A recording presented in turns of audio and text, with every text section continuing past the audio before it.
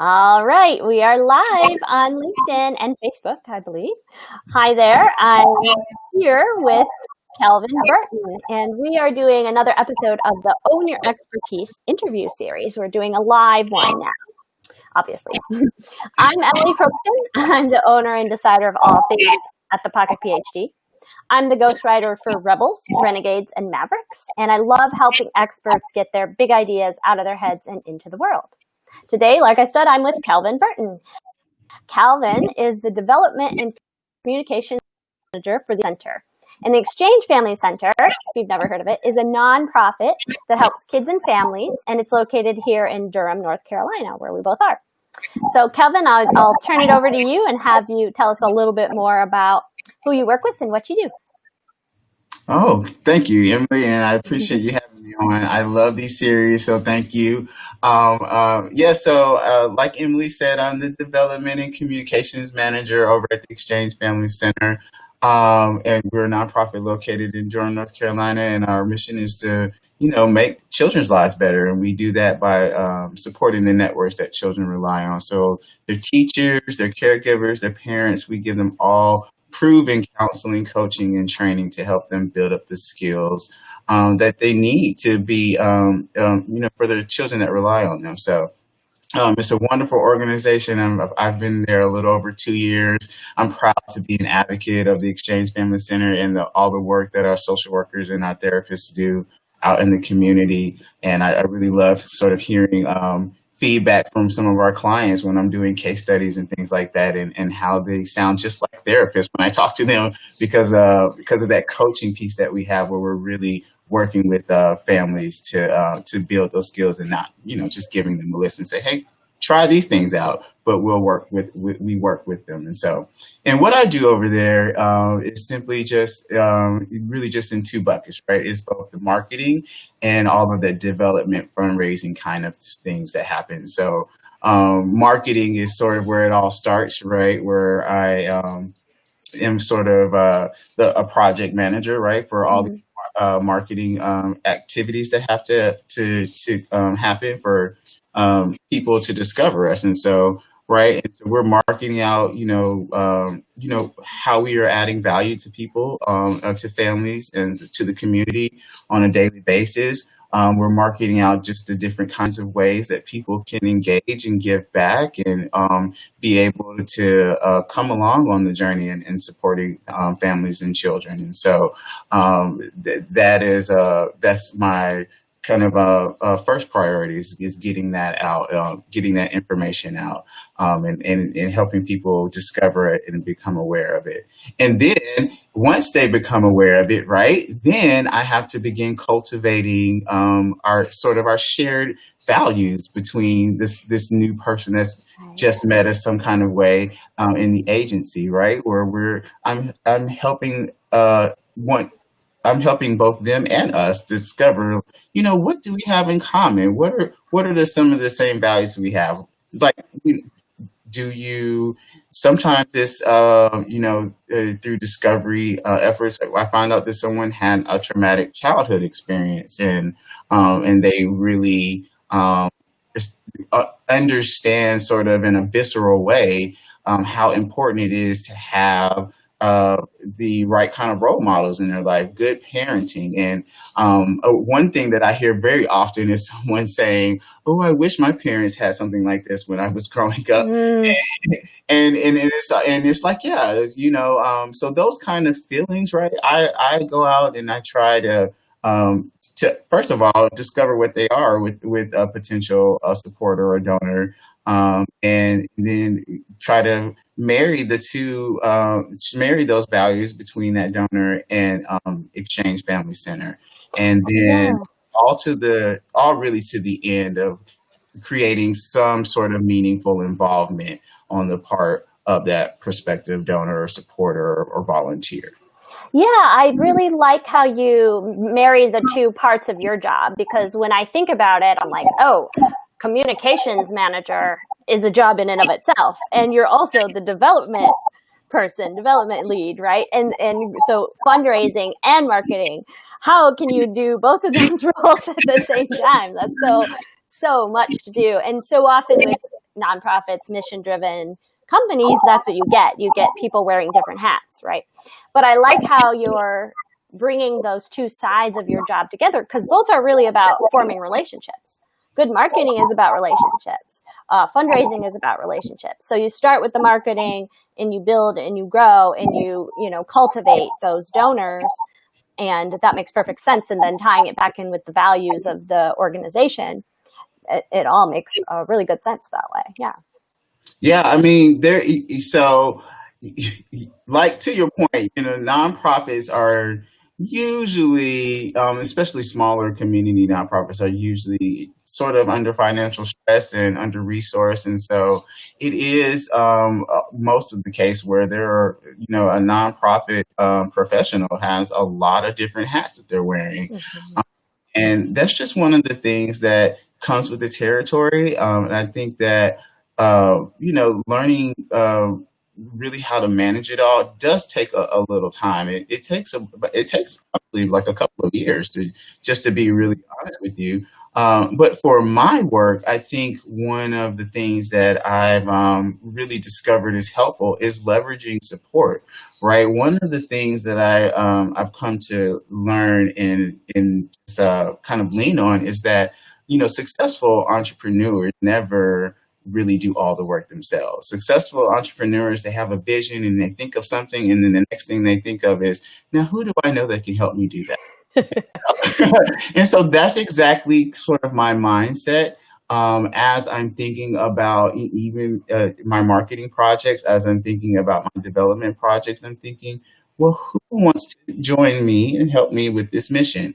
And so you've done thanks to one of our funders, the Oak Foundation is a very generous donor of ours. They've connected EFC, Exchange Family Center, with a volunteer platform that has sort of these professional people that want to give back into the community and kind of don't really necessarily have the time and don't necessarily want to, be in person, especially now, right? They don't want to necessarily drive over to a spot and do some manual labor and then come back over. They really want to use their skill set in a way that could be beneficial for the community.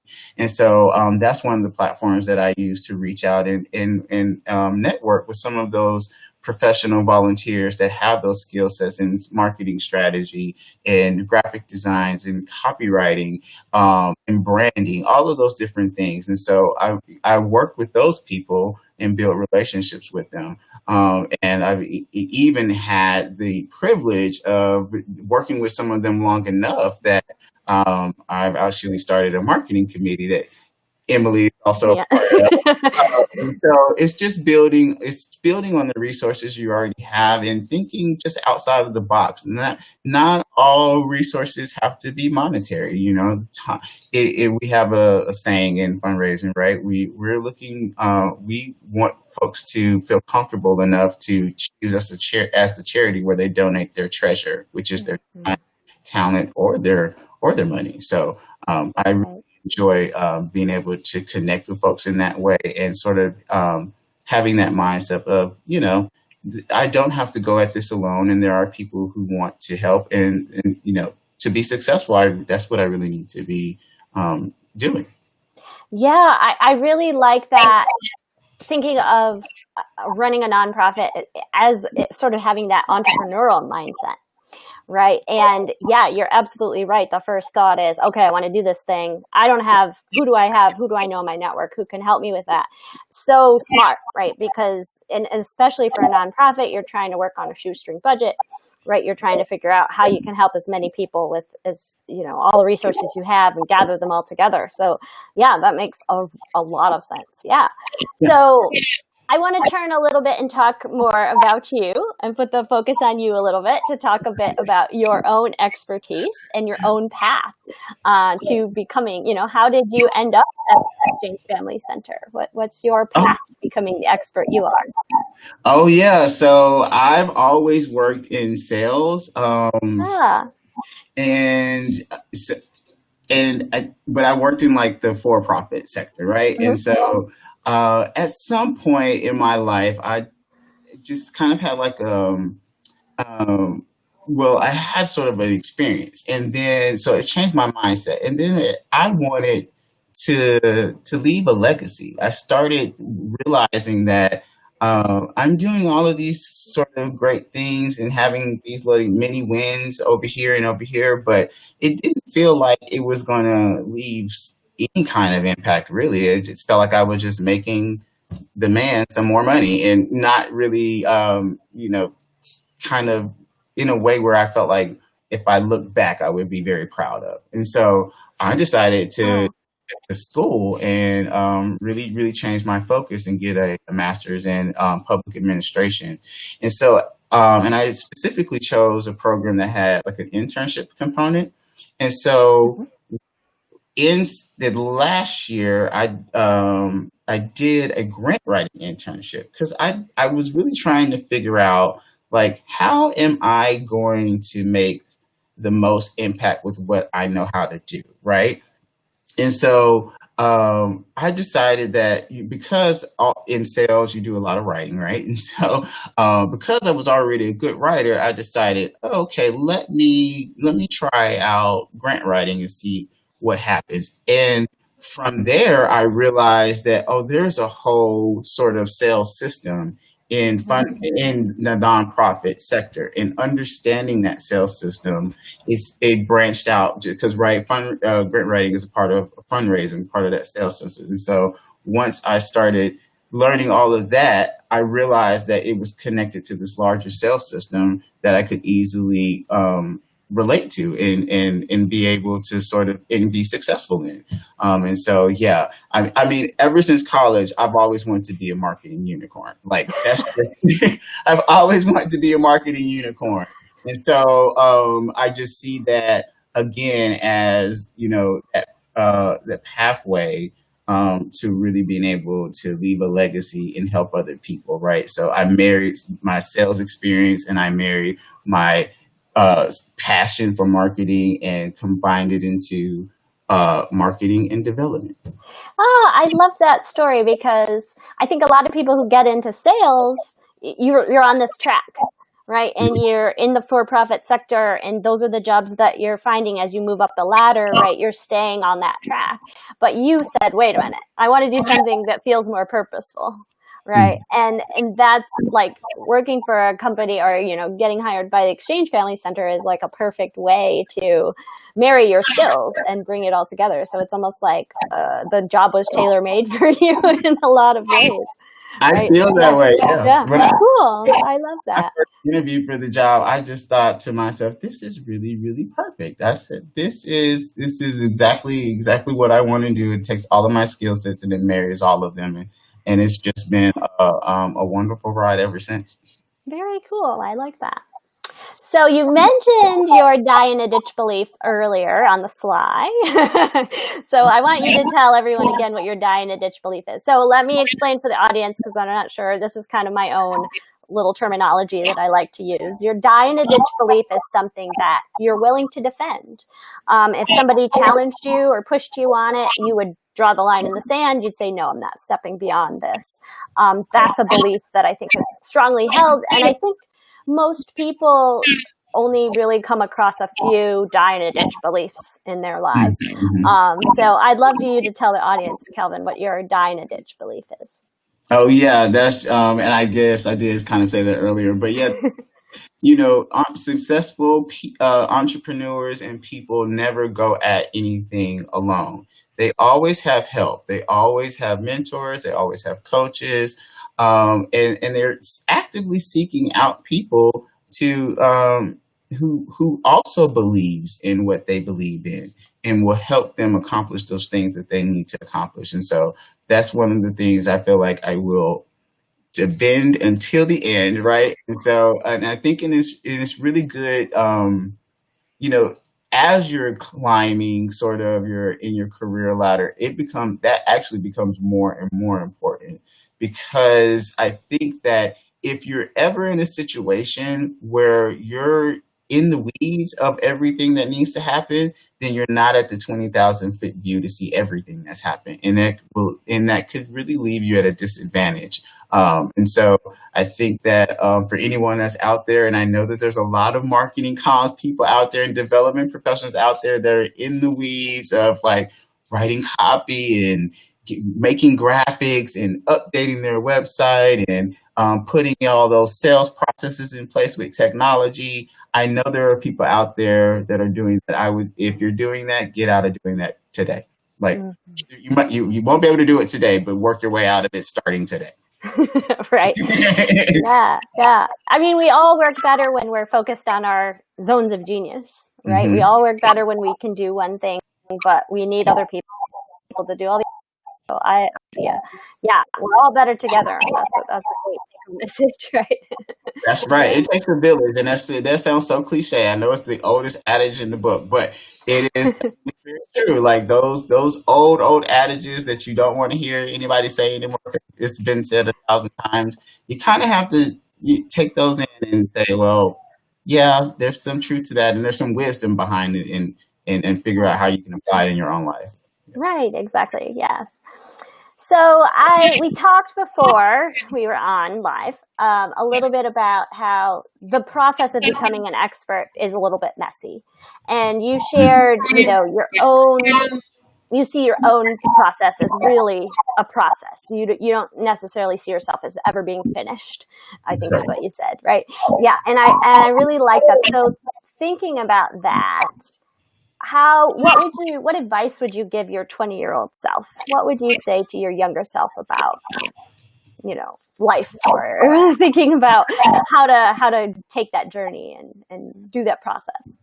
Yeah, I mean, I would tell myself to trust myself more. I think that, my younger self was full of a lot of self-doubt and like a lot of like, I'm not really sure if I'm good at this. And so I would say that, and then to just really pay attention to how other people are reacting to you, Calvin, 20-year-old Calvin.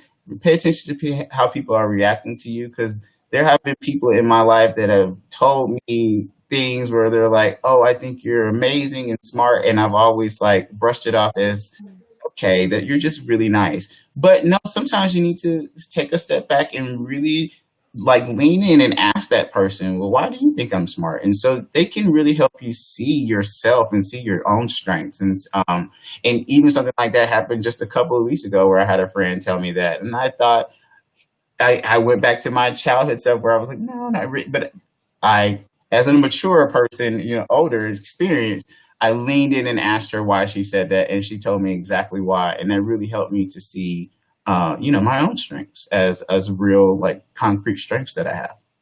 Yeah, that's really important. I think I used to do the same thing when I was younger. Someone would give me a compliment and I would brush it off, or I would disagree with them, or, oh yeah, my smile is nice, but it could be nicer, Yeah, it's always like, you say that just because you're nice and you were raised right. Right. Exactly. And I see that.